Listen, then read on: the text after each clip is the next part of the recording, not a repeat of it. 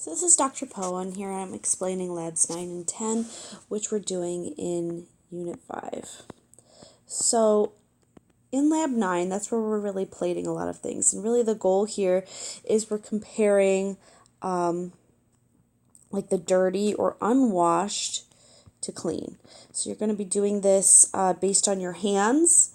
Like a normal hand washing, some produce such as celery, which I know you can't tell what that is, so I'm writing it right here. Celery, milk that's been opened, and one that was open and left on the counter, and this one's unopened.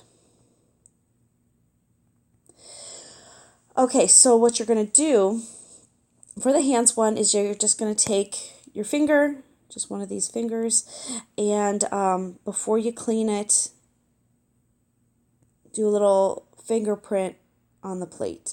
And this can be a little sticky, so it's really, you have to be very, very careful, and be very careful to just not press so hard that you smush the agar plate.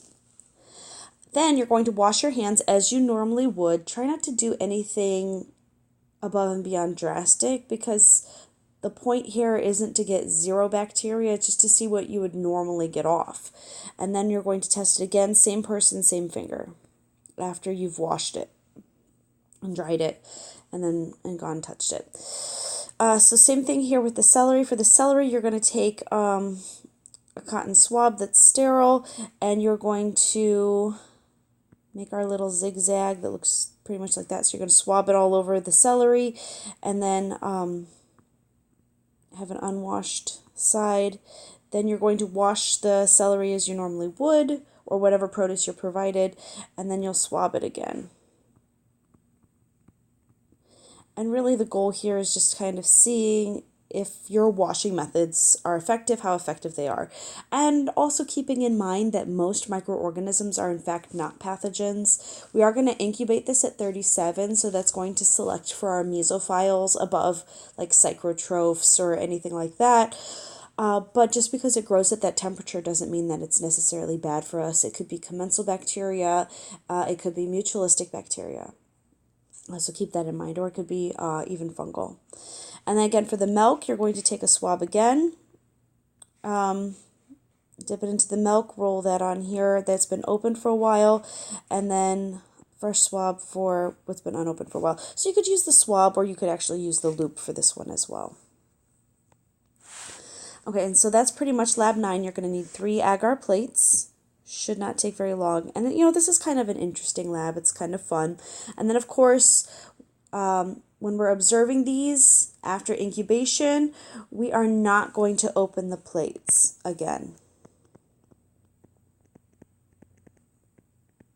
So we're not going to open the plates after incubation because we're not 100% sure what exactly the microorganisms are. So they're going to be given back to you sealed, and we expect them to remain that way. And then we're not going to bleach them. Instead, we're going to just autoclave them, and that's how we're going to dispose of them. In lab 10, that's really kind of fun. And I actually recommend that you start with lab 10 before you do lab 9. So what you're going to do is you're going to take a bottle of glow germ, and then you're going to put it all over your gloves. Both gloves that you're putting on, and then you're going to do your experiment. And then afterwards, after everybody's done experiment number 9, then we're going to go and then look at this under black light all at once, and we're going to make our observations from there. So we're going to take our black light and shine it on these surfaces, and then maybe we'll see some fingerprints or smudges wherever, and we're just going to see what happens. And probably your plates will probably have some glow germ all over them. And so this is really just kind of to keep in mind that even the gloves are not sterile as you're moving throughout the room.